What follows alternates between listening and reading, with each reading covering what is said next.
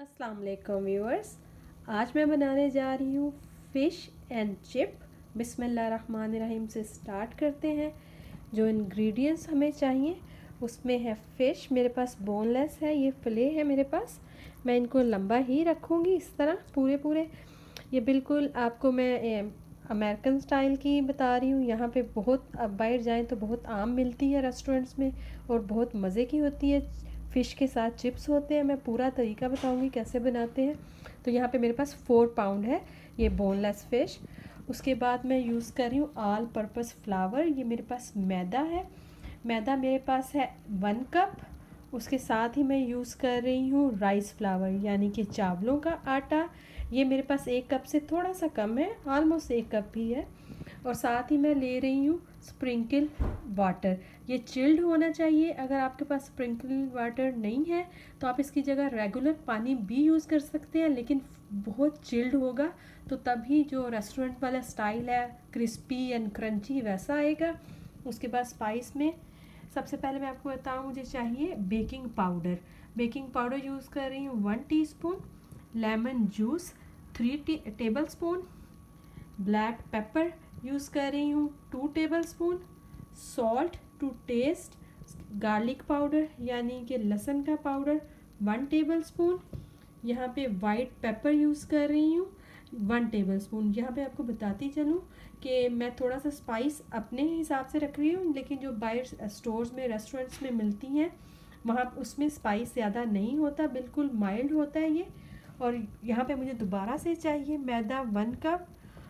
और यहाँ पे मैं आपको दिखाऊं कि चिप्स रेडी करने के लिए, चिप्स बनाने के लिए मैंने ऑलरेडी 2 स्टेप पूरे कर लिए हैं, वो स्टेप आगे चल के आपको बताते हैं।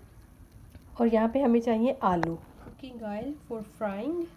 इनको जिस तरह तैयार किया गया है इसके 2 स्टेप कंप्लीट कर लिए गए हैं, वो मैं आपको दिखाती हूँ कि पहला और दूसरा स्टेप हमने क्या किया है। तो सबसे पहले आलू के छिलके उतार लीजिए और इनको ठंडे पानी में भिगो के रखें। एक आलू को ले और उसके इस तरह से इवन 3 स्लाइसिस कर लीजिए। 3 इवन स्लाइसिस करके इनको आपस में इकट्ठा करेंगे हम और हम इनको काट लेंगे। जी तो देखिए हमने इनको काट लिया। इनको ना बहुत ज़्यादा मोटा और ना बहुत ज़्यादा बारीक, इस तरह से आपने इनको काटना है। बाकी के भी मैं काट, तो आपको शो करने के लिए मैं एक आपके सामने कर रही हूँ। ये देखिए आपने ऐसे एक काटा और एक के आपके आलू के साइज़ पे डिपेंड करता है आप कितने स्लाइसिस करना चाहते हैं। आप बिल्कुल इसी तरह से सबके हम स्लाइसिस कर लेंगे, इनको फिंगर की शेप में काट लेंगे। जी तो सब आलूओं को हमने काट लिया है। और एक अच्छे रेस्टोरेंट क्वालिटी चिप्स बनाने के लिए ज़रूरी है कि आप इसको बाउल में डालें और पानी ऊपर से ओपन कर दीजिए, टैप को ओपन कर दें और इसको पानी में पड़ा रहने दें 5 से 10 मिनट, कि इसके अंदर से जितना भी एक्स्ट्रा स्टॉच है वो पानी के साथ बाहर निकल जाए। तो साथ ही यहाँ पे आपको दिखाऊं कि एक कुकिंग पॉट में मैंने पानी बॉईल कर लिया है। अब हम आलू इसमें शामिल कर देंगे। तो बॉइलिंग वाटर में इस टाइम हम ऐड करेंगे थोड़ा सॉल्ट, अपने टेस्ट के हिसाब से आप सॉल्ट ऐड कर लीजिएगा।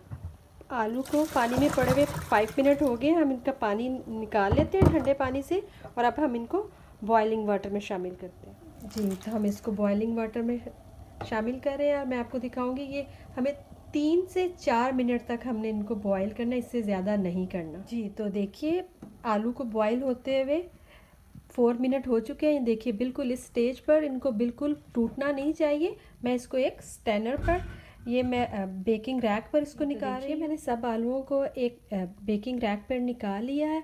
अगर आप, मैं फिर आपको बताती हूँ, अगर आप रेस्टोरेंट क्वालिटी फ्राइज़ खाना चाहते हैं तो उसके लिए आपको थोड़ी मेहनत करनी पड़ेगी।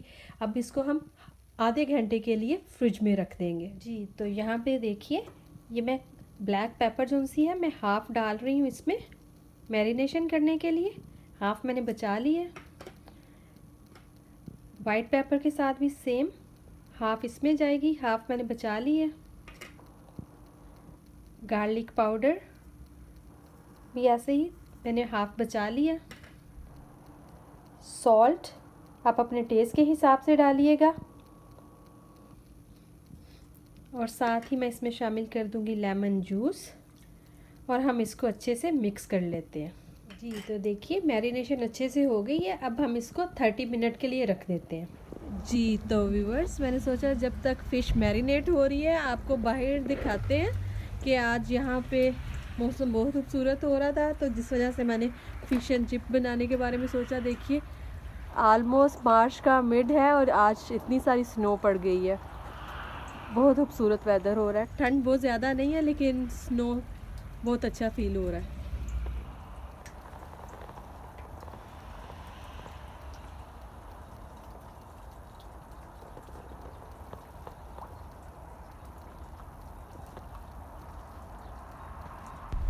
मैं बच्चों को स्कूल से पिक करने जा रही हूँ, तो सोचा ये वाला व्यू भी आपको ज़रूर दिखाऊं।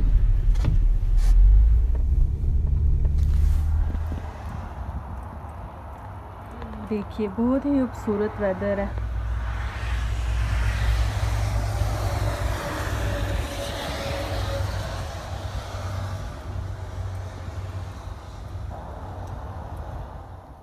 जी, तो यहाँ पे जो हमने डस्ट करना है मैदा, उसमें हम डालेंगे ब्लैक पेपर। जो हमने बचाई हुई है उसमें से सारी नहीं यूज़ करेंगे क्योंकि हमने बैटर में भी ये डालनी है। वाइट पेपर,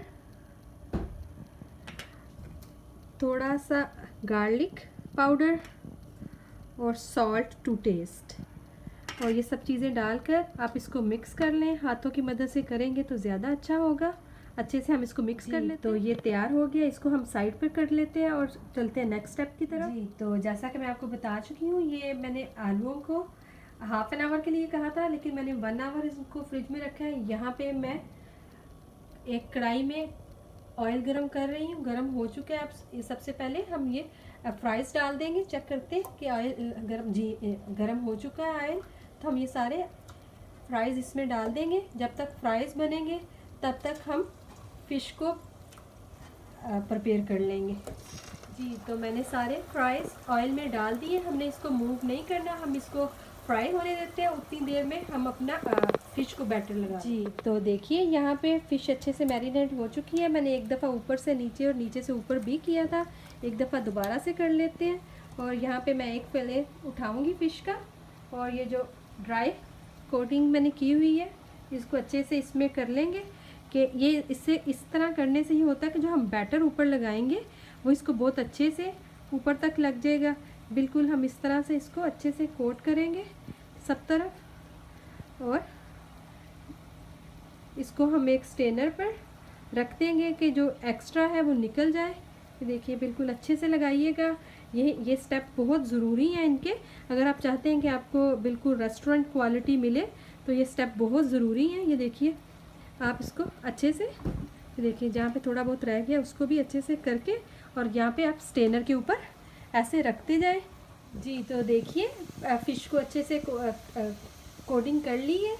अब यहाँ पे देखिए फ्राइज़ को मैंने बिल्कुल भी मूव नहीं किया। अभी ये खुद ब खुद ही ऊपर को आ रहे हैं। अभी इनको हम मज़ीद फ्राई होने देंगे। अब चलते हैं नेक्स्ट स्टेप की तरफ। तो जिस बाउल में मैंने मैरिनेट किया था उसमें ये देखिए नीचे स्पाइस है, और ये जो मैंने कोटिंग के लिए बनाया था ये भी बच गया। हम इसको वेस्ट नहीं करेंगे। मैं इसको डाल लूँगी जो हमने बैटर तैयार करना है। और बैटर तैयार करने के लिए जो यहाँ पे मैंने मैदा और चावल का आटा जो रखा था वो डाल रही हूँ। साथ ही साथ मैं इसमें शामिल कर रही हूँ garlic powder, black pepper powder, salt to taste, और यहाँ पे जाएगा वाइट पेपर पाउडर और बेकिंग पाउडर। ये सब कुछ ऐड करने के बाद मैं आप इसमें ऐड करूँगी स्पार्कलिंग वाटर। इसको हम इस वाटर के साथ बिस्मिल्लाहिर्रहमानिर्रहीम अच्छे से इसका कच्चा सा बैटर तैयार कर लेंगे। देखिए ये इसी वजह से इसका एक अच्छा सा स्ट्रक्चर बनेगा। जी, तो स्पार्कलिंग वाटर मैं डाल रही हूँ, और ये देखिए जितना हमें ये पतला चाहिए मैं उतना बना लूँगी। अच्छे से मिक्स करूँगी। गरम और ठंडे ही की वजह से जो इसमें एक टेक्सचर आएगा जो क्रिस्पी और क्रंचीनेस का, वो इसी वजह से आएगा। इसमें मैं मज़ीद वाटर ऐड करूँगी। अगर आपके पास स्प्रिंकलिंग वाटर नहीं है तो आप इसकी जगह चिल्ड वाटर, प्लेन वाटर भी यूज़ कर सकते हैं।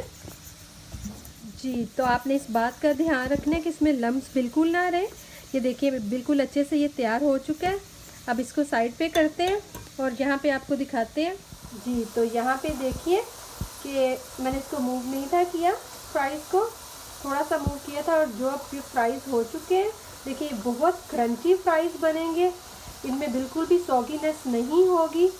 जो जिन पे कलर आ चुका है उनको हम ऐसे एक स्ट्रेनर पे निकाल लेते हैं। जैसे मैं पहले भी आपको अपनी वीडियोस में बता चुकी हूँ कि मैं कोई भी चीज़ जो फ्राई करती हूँ उसको स्ट्रेनर पे निकालती हूँ, इसी तरह हम सारे फ्राइज़ निकाल लेंगे। जी, तो देखिए यहाँ पे मैं चिप्स फ्राई कर चुकी हूँ, और अब हम चलते हैं फ़िश को फ्राई कर लेते हैं। जी, तो अब हम यहाँ पे एक फिले उठाएंगे, उसको ऐसे कोटिंग करेंगे अच्छे से। ध्यान से कीजिएगा कि सारी तरफ अच्छे से हो जाए।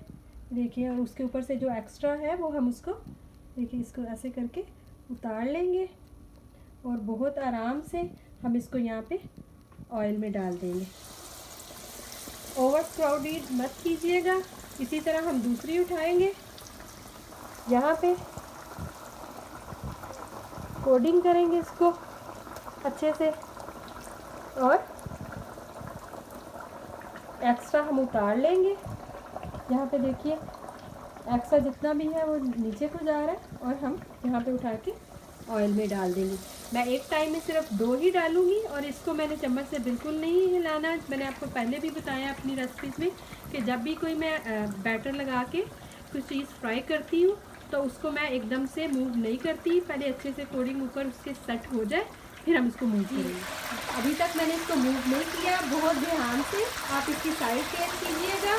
बहुत सारा पानी निकलेगा इसमें से, अपने आप को बचा कर बहुत आराम से मैंने इसकी साइड चेंज कर दी है। अभी हम इसको पकने देंगे। तो आप किसी भी चिमटे की मदद से या किसी भी स्पैचुले की मदद से इसको नीचे को दबाइएगा कि अंदर तक वेल डन हो जाए। बहुत ज़्यादा आपने प्रेस नहीं करना कि उसकी क्रिस्पीनेस फिनिश हो। इस तरह आहिस्ता आहिस्ता से इसको नीचे दबाएंगे कि सब अच्छे से गोल्डन हो जाए। तो स्टेज पर देखिए ये अच्छे से गोल्डन हो चुकी है जो मुझे चाहिए।